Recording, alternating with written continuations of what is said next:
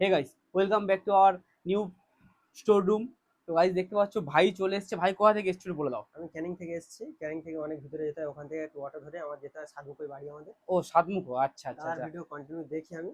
আচ্ছা আচ্ছা। কেমন লাগছে এখানে এসে বলো। দাদাদের ব্যবহার খুব ভালো। আমি তো আচ্ছা, যেহেতু এখানকার জায়গাটা আমি চিনি না, প্লেসটা, তা ওখানে আমাকে থাকে। ভাই ভাই আমাকে ড্রপ করে ওখান থেকে নিয়ে এলো, নিউ স্টোর রুমে নিয়ে এলো। এখান হ্যাঁ, থেকে কেনাকাটা করলাম, এই তার সাথে গিফটও পেয়েছি।